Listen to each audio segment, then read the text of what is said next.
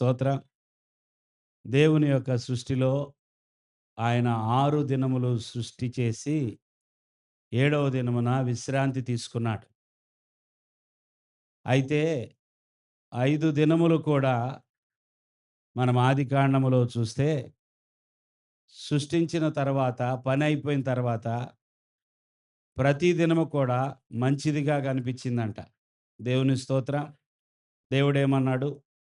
మంచిదిగా ఉండుట చూచాడంట. అయితే ఆరవ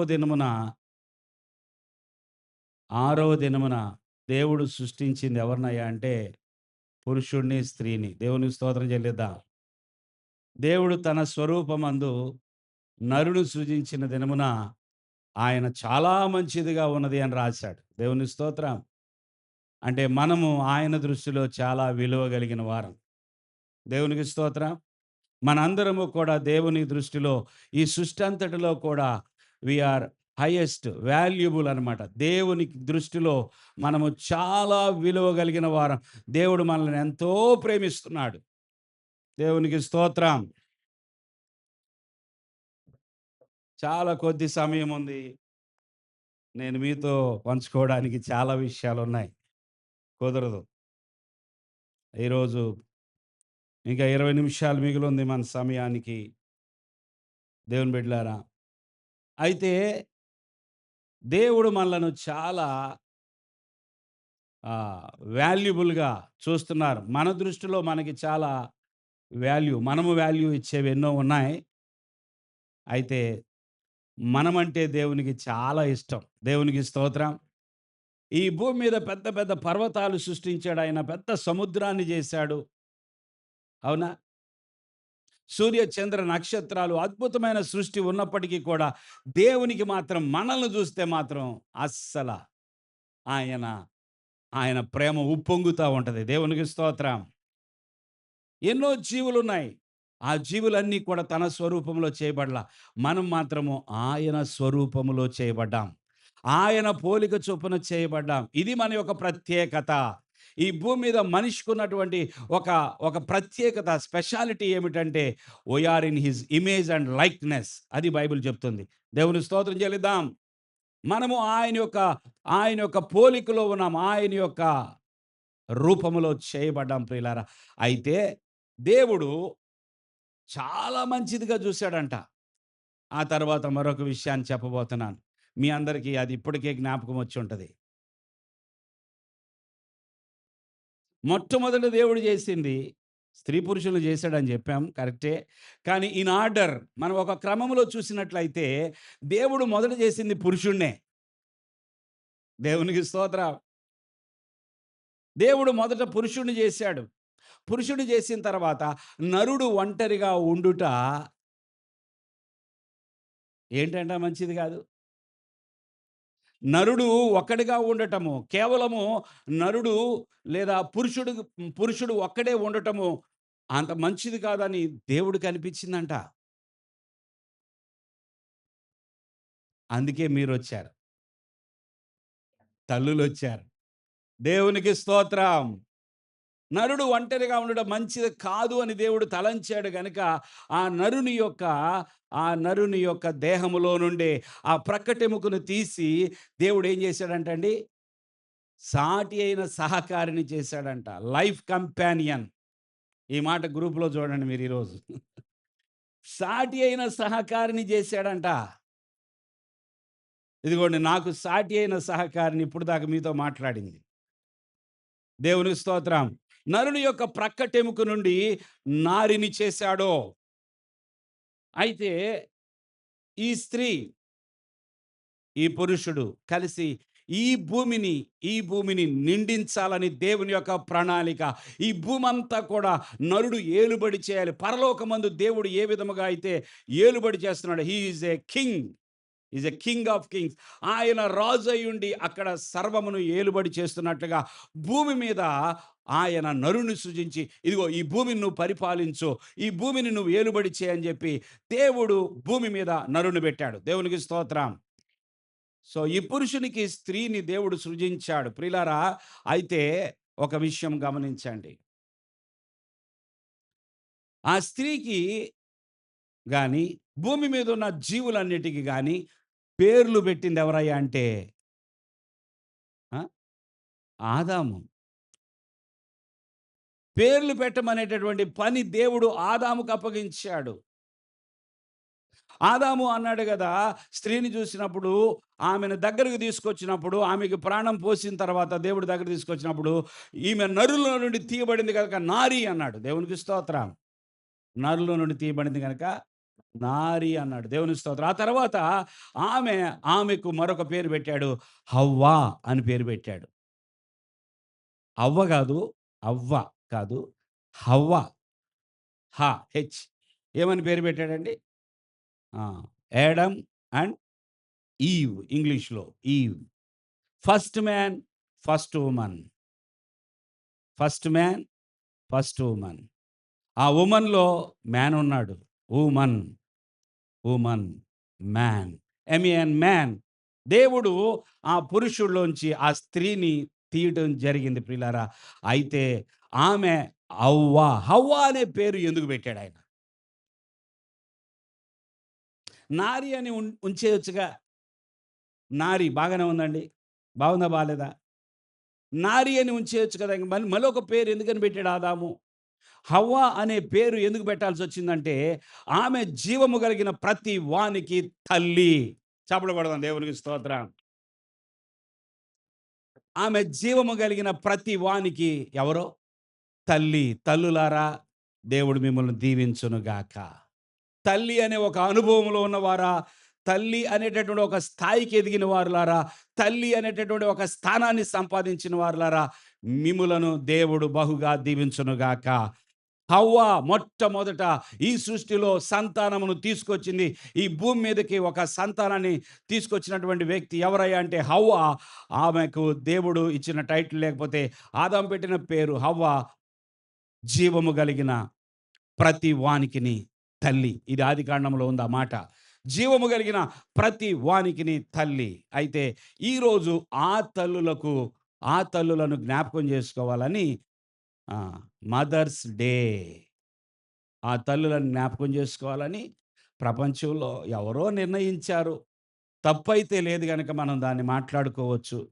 ఇదేదో తప్పుడు ఆచారం కాదు గనక మనం మాట్లాడుకోవచ్చు. మదర్స్ డే, ఫాదర్స్ డే అని ఉన్నాయి గదా! సో, అంటే తల్లిని గుర్తించండి. తల్లిని జ్ఞాపకం తెచ్చుకోండి. మరి ఫాదర్స్ డే, ఫాదర్‌ని జ్ఞాపకం తెచ్చుకోండి. అందుకోసం వచ్చినియి ఈ రోజులు. కాబట్టి మదర్స్ డే, మదర్స్ డే నిజంగా తల్లి గురించి చెప్పాలంటే ఆమె ఎంత త్యాగశీలి అని చెప్పగలం మనం. ప్రతి ఇంటిలో ఒక తల్లిని మీరు అబ్జర్వ్ చేయండి. ఈరోజు మనకైతే టైం లేదు గానీ, ఒకరు ఇద్దరికి అవకాశం ఇద్దామా అనుకున్నాను. మీ తల్లి గురించి మాట్లాడండి అని. ఎన్నో సార్లు మన పరిస్థితి ఎలాగుంటదంటే, తల్లిని గురించైనా, తండ్రిని గురించైనా అసలు వాళ్ళు గుర్తించేది ఎప్పుడంటే చనిపోయిన తర్వాత గుర్తిస్తారు. ఇది ఇంకా దారుణం. It is very sad. చాలా చాలా ఒక బాధాకరమైన విషయం ఏంటో తెలుసా? చనిపోయిన తర్వాత నా తల్లికి నేను ఎట్లాంటి పెట్టింది చేపిచ్చానో తెలుసా? నీ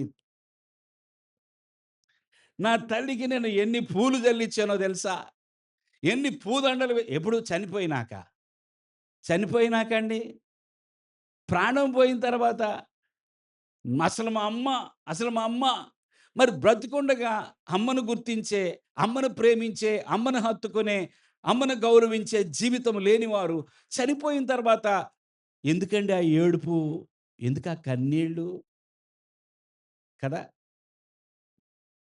తల్లి స్థానము ఎవరు తీసుకోలేరు గదా! తల్లి తల్లే. మీ అందరికీ తల్లులు ఉండుండొచ్చు. మీరు తల్లులై ఉండొచ్చు. బాధపడొద్దులే. కొంతమంది త్వరలో అవుతారు. నేను తల్లిని గాదు గదా అనుకోవద్దు. మీరు తల్లి అవుతారు. ఆమేన్. ఎంత ఉన్నతమైన స్థానమది. ఎంత ఉన్నతమైనది. ఒక కుటుంబములో ఒక స్త్రీ యొక్క బాధ్యత ఎంత గొప్పది ప్రియులారా.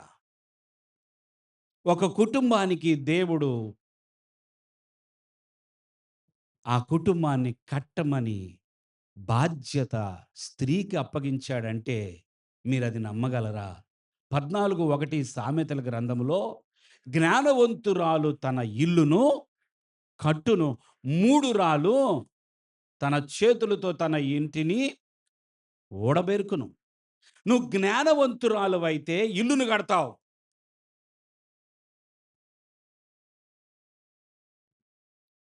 ఒక స్త్రీ తన ఇంటిని కట్టుకుంటుంది. స్త్రీ వలనే ఒక ఇల్లు కట్టబడతది. 127 కీర్తనలో ఏముంటదంటే, యెహోవా ఇల్లు కట్టించిన యెడల దాని కట్టువారి ప్రయాస వ్యర్థము. మరి దేవుడు కదండీ ఇల్లు కట్టేది. ఎవరు ఇల్లు కట్టేది చెప్పండి? ప్రతి ఇల్లును ఎవడైనను ఒకని చేత కట్టబడును, సమస్తమును కట్టినవాడు చెప్పాలి మీరు వెంటనే. దేవుడే. మరి ప్రతి ఇంటిని కడుతుంది దేవుడు గదా! సమస్తమును కట్టేది దేవుడు గదా! యెహోవా లేనిదే ఆ ఇల్లు కట్టబడదు గదా! మరి ఇప్పుడెందుకని మీరు స్త్రీ అంటున్నారు? యెస్. అది ఎంత నిజమో దేవుడు వాస్తవముగా అన్నిటికీ వెనక ఉండి, అదృశ్య స్వరూపిగా ఉండి, సమస్తమును నిర్వహించేవాడు దేవుడే. ప్రతి కుటుంబాన్ని కట్టేవాడు దేవుడే. యెహోవా ఇల్లు కట్టించిన యెడల దాని కట్టువారి ప్రయాస వ్యర్థమే. అయితే ఆ కట్టువాడే ఏమని చెప్తున్నాడో తెలుసా? జ్ఞానవంతురాలు తన ఇల్లును కట్టును. నీకు జ్ఞానము కావాలి. స్త్రీకి జ్ఞానము కావాలి. తల్లికి జ్ఞానము కావాలి. తల్లికి జ్ఞానం లేకపోతే బిడ్డలు పాడైపోతారు. కుటుంబం పాడైపోయిద్ది. నువ్వు తల్లివైతే దైవికమైన జ్ఞానముతో నువ్వు ఇల్లు కట్టుకో. ఒక దేశాన్ని కదిలించింది ఒక తల్లి. ఒక దేశానికే ఉద్యమాన్ని తీసుకొచ్చింది. ఒక దేశానికి రక్షణను తీసుకొచ్చింది. ఆ తల్లి చేసింది కేవలం ప్రార్థన.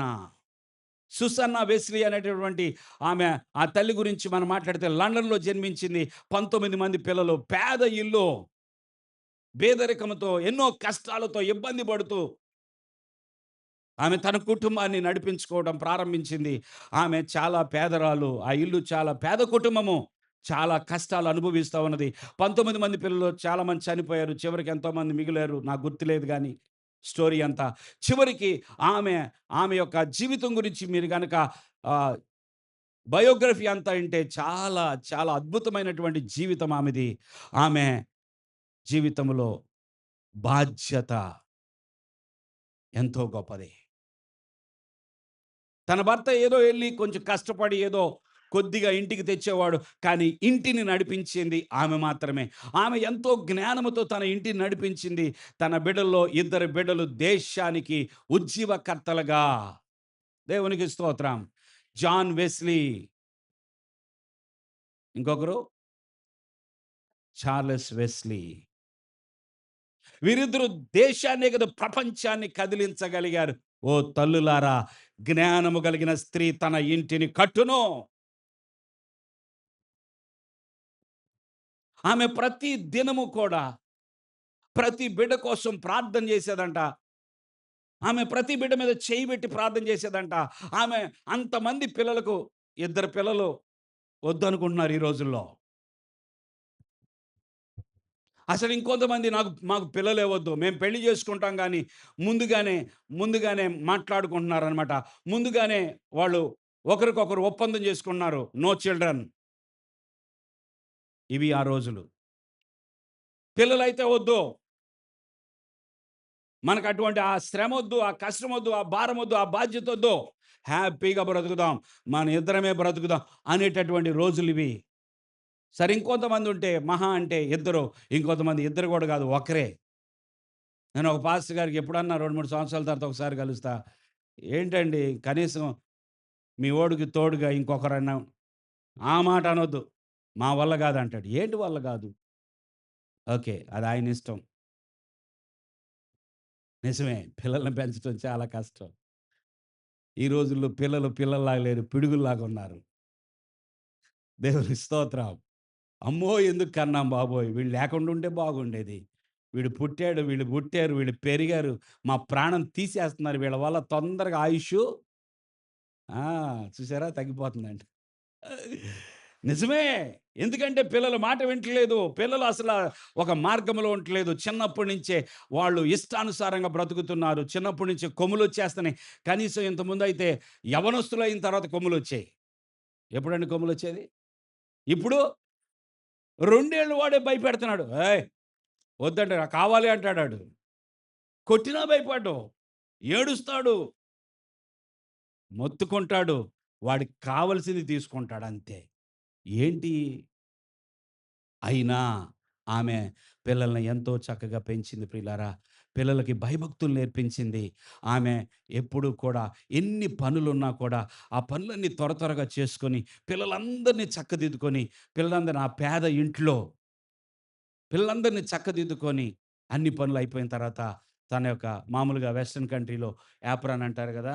అంటే పని చేసేటప్పుడు ఒక గుడ్డ మీదేసుకుంటారు కదా! ఆ గుడ్డ తీసి తన తల మీద అంటే తనకి మరొక క్లాత్ లేదు. ఆ యాప్రాన్ అంటే అంత పేదరికం. ఆ యాప్రాన్ తల మీదేసుకొని ప్రభు సన్నిధిలో కన్నీటితో తన కుటుంబం కోసం, తన బిడ్డల కోసం కన్నీరు కార్చిన తల్లి, ప్రార్థన చేసిన తల్లి. ఆ ప్రార్థన ఫలితమే జాన్ వెస్లీ, చార్లెస్ వెస్లీ. దేవుని బిడ్డలారా, తల్లి ప్రార్థించే తల్లి తన ఇంటిని కట్టగలదు. నీ ప్రార్థన చూసినప్పుడు, నీ దైవ భక్తిని చూసినప్పుడు, ఒకరోజు కాపోతే ఒకరోజు మూర్ఖులుగా పెరిగిన నీ పిల్లలో, నీ కన్నీటి ప్రార్థన చూసినప్పుడు, నీ భక్తిని చూసినప్పుడు, నీ విశ్వాసమును చూసినప్పుడు, నీ పరిశుద్ధతను చూసినప్పుడు, నీ తగ్గింపును చూసినప్పుడు, నీ సాక్రిఫైస్‌ని చూసినప్పుడు, ఒక రోజు కాపోతే ఒక రోజైనా నీ పిల్లలు బాగుపడతారేమో! నువ్వు మాదిరిగా ఉన్నావా? నువ్వు దేవుడు కోరుకునే తల్లిగా ఉంటున్నావా? నువ్వు ఉంటున్నట్లయితే దేవునికి స్తోత్రం. నువ్వు కొంతైనా ఉంటున్నట్లయితే ఎంత త్యాగం చేస్తారు ప్రియులారా. ఉదయం నుండి రాత్రి వరకు ప్రయాసపడతారు తల్లులు. ఎన్నో సార్లు వాళ్ళు బయటికి ఏడవరు, లోపల ఏడుస్తారు. పిల్లల్ని పెంచుతూ ఆ భారాన్ని భరించలేక మౌనంగా ఏడుస్తారు. ఎన్నో సార్లు ప్రార్థనలో ఏడుస్తారు. ఎంతో కష్టాన్ని మింగుతారు. కష్టం ఉన్నా కూడా కష్టం లేదన్నట్లుగా ఉంటారు. తన కోరికలన్నీ చంపుకుంటారు. అదండి తల్లి స్వభావం. తన ఆకలిని కూడా చంపుకుంటారు కొన్నిసార్లు. భర్తకి చెప్పరు. కొంచెమే ఉందని. పిల్లలకి చెప్పరు. ఇంతే ఉంది మనం సర్దుకోవాలని. వారు పూర్తిగా తిన్న తర్వాత వారు నీళ్లు తాగి పడుకోగలిగిన తల్లులు కూడా ఉన్నారు. వారి కోరికలను చంపుకుంటారు. వారి యొక్క నిద్రను చంపుకుంటారు. వారి రెక్కలు తల్లులారా దేవుడు మిమ్మల్ని దీవించునుగాక. ఎంతో మంచి తల్లులు ఇక్కడ ఉన్నారు. మిమ్మల్ని నిలబెట్టి పొగడాలని ఉంది. అది మీ పిల్లలు చేయాలి. నేను గాదు.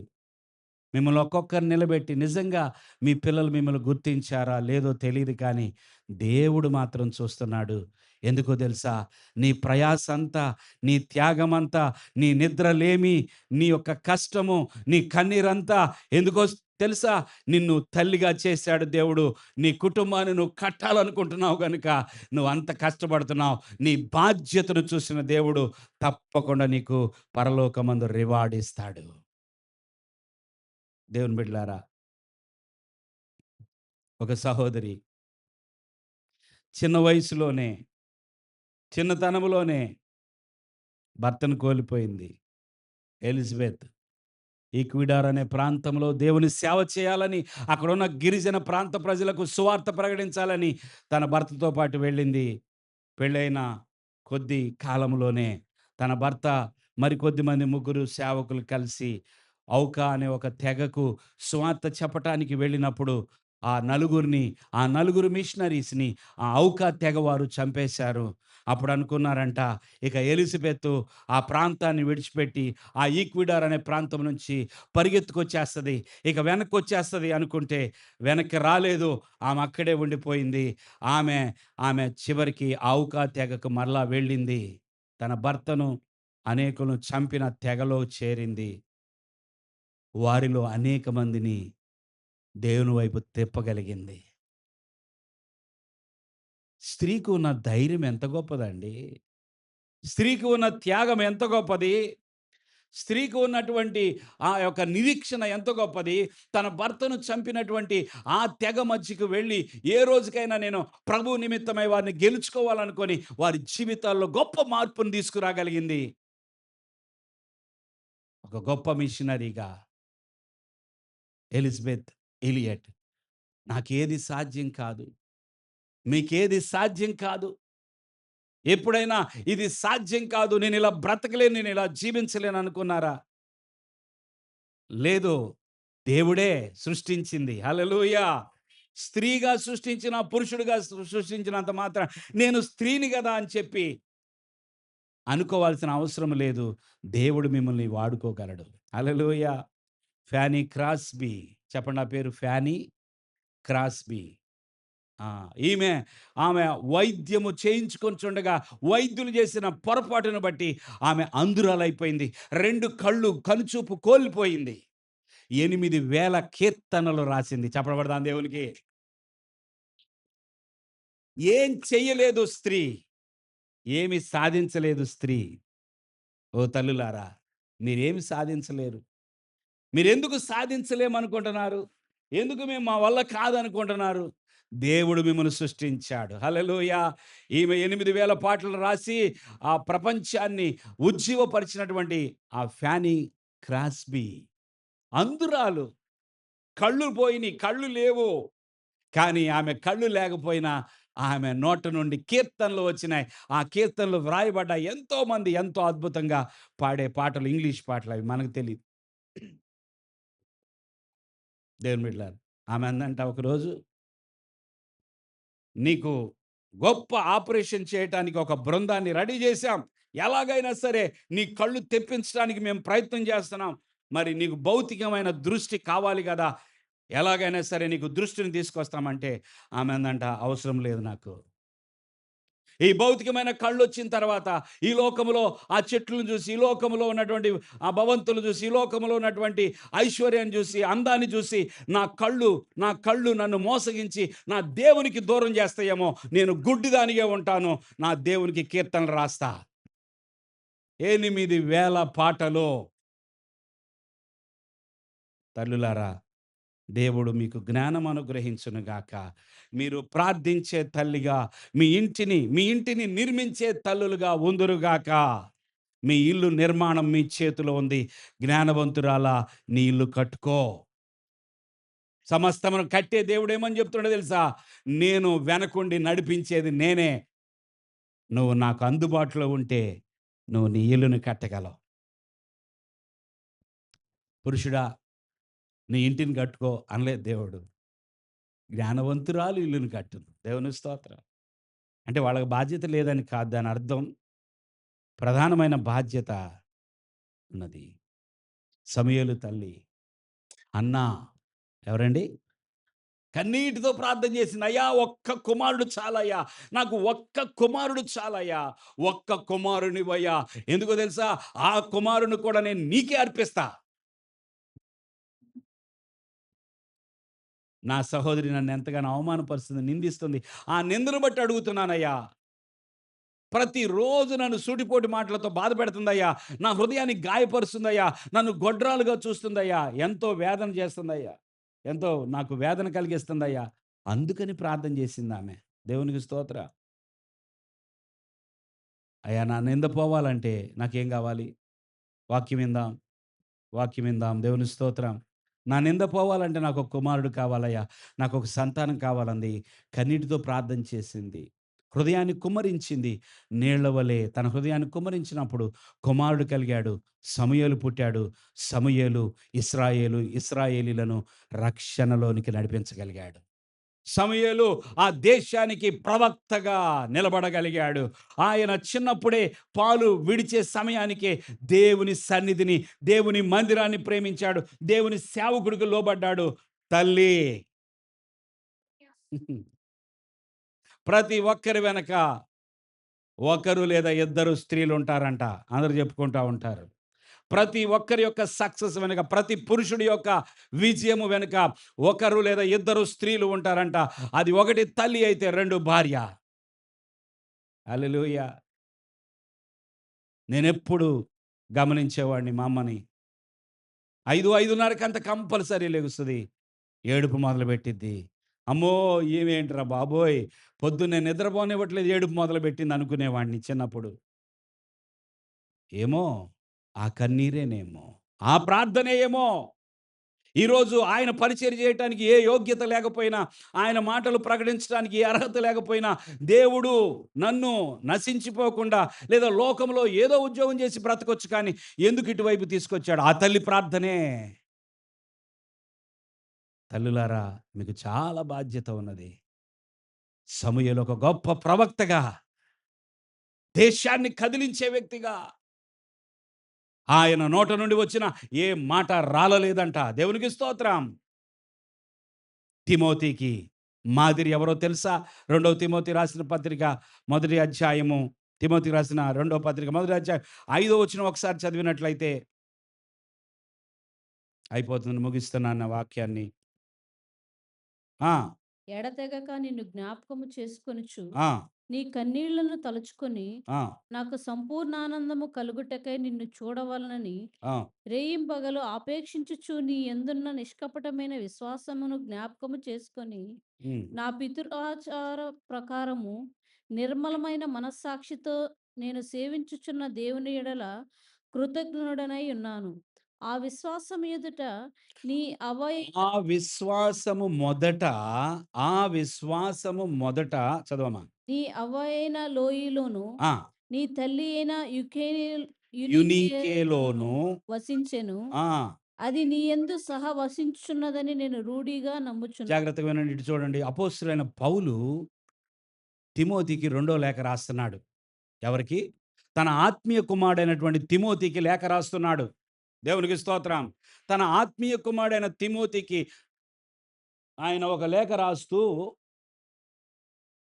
ఏమంటున్నాడో తెలుసా? తిమోతి, నీలో ఉన్న విశ్వాసము, దేవునికి స్తోత్రం. నీలో ఉన్న విశ్వాసం ఎక్కడిదో తెలుసా? ఆ విశ్వాసము మొదట నీ అవ్వయైన లోయిలోను, అందరూ చెప్పండి లోయి. లోయి అంటే లోయ గాదు, పేరది లోయి. దేవునికి స్తోత్రం. నీ అవ్వ, యువర్ గ్రాండ్ మదర్, దేవునికి స్తోత్రం. నీ అవ్వ అయిన లోయిలోను, ఆ తర్వాత నీ తల్లి అయిన యునీకే, అందరూ చెప్పండి యునీకే. నీ తల్లి అయిన యునీకేలోను వసించెను. ఇది మాదిరి అంటే. ఓ తల్లి, నువ్వు తల్లివైనా, నువ్వు అవ్వవైనా నీ ఇంటికి మాదిరిగా ఉండాలి. నీ బిడ్డలకు మాదిరిగా ఉండాలి. నీ విశ్వాసము, నీ భక్తి మాదిరిగా ఉండాలి. నీ నీ అవ్వయైన లోయి మరియు నీ తల్లి అయిన యునీకే, వారిలో ఉన్న విశ్వాసము, వారిలో మొదట ఆ విశ్వాసము ఉన్నది. ఈరోజు నువ్వు దేవుని సేవ చేస్తున్నావు తిమోతి. హల్లెలూయా! హల్లెలూయా! దేవుని బిడ్డలారా, తల్లి ఇంటిని నిర్మిస్తది. జ్ఞానవంతురాలు తన ఇంటిని నిర్మిస్తది. ఆ తల్లి ప్రార్థనా పరురాలాగా ఉంటది. ఆ తల్లి త్యాగశీలిగా ఉంటది. ఆ తల్లి మాదిరిగా ఉంటది. అన్నిటిని నేను షార్ట్‌కట్‌లో మొత్తం కంబైన్ చేసి 2 మాటల్లో చెప్పేస్తున్నాను. ఇది ఒక్కొక్కటి ఒక్కొక్క విషయం, చాలా పెద్ద విషయాలు. నీ జీవితం మాదిరిగా ఉండాలి. దేవునికి స్తోత్రం. నీ అడుగులు, నీ మాటలు మాదిరిగా ఉండాలి. మీ ఇంట్లో నా ఇల్లు నా ఇష్టము అన్నట్లుగా మాట్లాడితే అదే నీ పిల్లలకెక్కిద్ది. నువ్వు ప్రార్థన చేయటం నీ పిల్లలు చూస్తే, నువ్వు ప్రార్థన చేసుకోవటం నీ కుమారులు చూస్తే, ఒకరోజు కాకపోతే ఒకరోజు వాడు గూడా మోకరిస్తాడు. దేవునికి స్తోత్రం. దేవునికి స్తోత్రం. నువ్వు అబద్ధాలు చెప్పటం నీ పిల్లలింటే, వాళ్ళు కూడా నీకు సాధారణంగా అబద్ధాలు జెప్పేస్తా ఉంటారు. ఒరేయ్! ఏంట్రా? అరే ఏంటమ్మా? ఏంటి ఇంత భయంకరమైన అబద్ధం నాకెందుకు చెప్పావురా అంటే, మరి నువ్వు చెప్పవా మమ్మీ? చిన్నప్పటి నుంచి చూస్తున్నాను మమ్మీ. నువ్వు చెప్పవా? అరే ఏంట్రా ఆ మాటలేంట్రా? ఆ చండాలపు మాటలేంటి? ఆ బూతులేంట్రా? అటువంటి అపవిత్రమైన మాటలు మాట్లాడొచ్చా మనం? మనం చర్చికెళ్తున్నాం. మరి నువ్వు మాట్లాడుతున్నావుగా మమ్మీ. నువ్వు డ్యాడీని అంటున్నావుగా, లేపోతే నువ్వు వాళ్ళని తిట్టావుగా, నువ్వు వీళ్ళని తిట్టావుగా. నీ నోట్లో నుంచి వచ్చే భాష వాళ్ళ నోట్లో నుంచి వస్తది. నీ తిండి, నీ ఆచారాలు వాళ్ళకొస్తాయి. నువ్వు చేసే ప్రతి తప్పు నువ్వు చంకలో ఎత్తుకొనెళ్ళి వాళ్ళనెక్కడ తీసుకెళ్తావు? వాళ్ళు అక్కడికే ఎళ్తారు రేపొద్దున. నువ్వేం చేస్తా ఉంటావో అదే చేస్తారు. తల్లులారా, మీకు ఈ జీవితం దేవుడు ఎందుకిచ్చాడో తెలుసా? తల్లిగా నీకొక బాధ్యత ఎందుకిచ్చాడో తెలుసా? ఒక విధంగా పిల్లలు లేని వాళ్ళు ధన్యులేమో అనిపించిద్ది కొన్నిసార్లు. నిజం. వాళ్ళకి బాధ్యత తక్కువే. వాళ్ళ గురించి వాళ్ళు లెక్క చెప్పుకుంటే చాలు. ప్రతి తల్లి తన కుటుంబం గురించి లెక్క చెప్పాలి. మాదిరి కలిగి ఉండాలి. త్యాగశీలిగా ఉండాలి. ప్రార్థనాపరురాలుగా ఉండాలి. జ్ఞానవంతురాల్లాగా ఉండాలి. ప్రియులారా, అలాంటి తల్లుల కోసం దేవుడు ఎదురు చూస్తున్నాడు. దేవుని స్తోత్రం. అలాంటి తల్లి కోసం దేవుడు ఎదురు చూస్తున్నాడు. ఆ సుసన్న వెస్లీ లాగా, ఆ ఫ్యానీ క్రాస్బీ లాగా ఒక ఛాలెంజ్. ఆ ఎలిజబెత్ లాగా ఒక సవాల్ తీసుకొని, నేను ఎలాగైనా జయిస్తాను. నేను నా కన్నీటితో, నా త్యాగముతో నా కుటుంబాన్ని నేను కాపాడుకుంటాను. నా బిడ్డలకి నేను మాదిరిగా నిలుస్తాను. సంఘానికి కూడా మాదిరిగా నిలుస్తాను. సంఘములో కూడా నా సేవ ఉంటది. దేవుని స్తోత్రం. తల్లి ఏం చెప్తుందో అదే. ఇది చిన్న విషయమే. ఒకటి నేర్పించడం కోసం ఒకటి ప్రారంభిస్తాం. సపోజ్ ఉదాహరణకి కొంతమంది పిల్లలు చర్చ్ అయిపోగానే పాస్టమ్ గారు బైబిళ్ళు బాటిల్స్ అన్నీ తీసుకెళ్ళిపోతున్నారంట కిందకి. నాదెవరు తీసుకెళ్ళరు. పోనీలెండి. సేవకురాలికైనా చేస్తున్నారు సేవ. దేవుని స్తోత్రం. నాకుండేది ఒక బైబిలే. నాది తీసుకెళ్ళక్కర్లా. ఏమి నేర్పిస్తుంది ఆ తల్లి? లేతే కొంతమంది పిల్లలు మందిరంలో మౌనంగా ఉండాలి తల్లి అని నేర్పిస్తున్నారు. దేవుని మందిరానికి వెళ్తామని ముందే చెప్పుకొని వస్తున్నారు. ఏదో నేర్పిస్తుంది ఆ తల్లి. మనం దేవుని సన్నిధిలో ఉన్నాం. జాగ్రత్తగా విను దేవుని మాటలు. పాటలు పాడు. తల్లి నేర్పిస్తుంది. తల్లి నేర్పిస్తుంది. దేవుడికి కానుకలు ఇవ్వాలి. కృతజ్ఞత తెలియచేయాలన్న మనకి కనబడని దేవుడున్నాడు. కానీ ఆయన పేరట మనము కృతజ్ఞత తెలియచేయాలి. ఈ విధంగా తెలియచేయాలి. నువ్వు కానుకివ్వడం నీ బిడ్డలు చూస్తే వారు కానుకిస్తారు. నువ్వు ప్రార్థన చేయటం, నువ్వు ఉపవాసం ఉండటం, నువ్వు మందిరంలో స్ట్రిక్ట్‌గా అంటే క్రమముగా ఉంటే, నువ్వు మందిరానికి సమయానికొస్తే వాళ్ళు సమయానికి ఎళ్ళాలనే భయముంటది. ప్రతి విషయములో తల్లి నీవు మాదిరిగా ఉండాలి. దేవుని స్తోత్రం. నువ్వు మాదిరిగా ఉండాలి. ఆత్మ ఫలము నీలోనే లేకపోతే వాళ్ళల్లో ఫలము కనపడదు. ప్రేమ, సంతోషము, సమాధానము, దీర్ఘశాంతము, దయాళుత్వము, మంచితనము, సాత్వికము, ఆశా నిగ్రహము, విశ్వాసము అది నీలో కనపడాలి. దేవుని స్తోత్రం చెల్లించండి. దేవుని స్తోత్రం చెల్లించండి. ఆత్మ ఫలము దేవునికి స్తోత్రం తల్లిలో కనపడాలి. ఓర్పు కావాలి. సహనము కావాలి. ప్రియులారా, భర్త తప్పైనా, బిడ్డల తప్పైనా, ఎవరి తప్పైనా భరించుకోగలగాలి. నీ కుటుంబాన్ని నువ్వు కట్టాలి.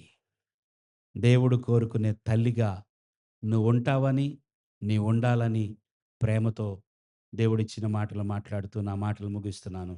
దేవుడు ఆశించే తల్లిగా పదండి దేవుని సన్నిధికి. చిన్నప్పుడు మా అమ్మ చీపిరి కట్టయినా, లేకపోతే కర్రైనా ఏది దొరికితే అదే. చీపిరి పుల్లలు.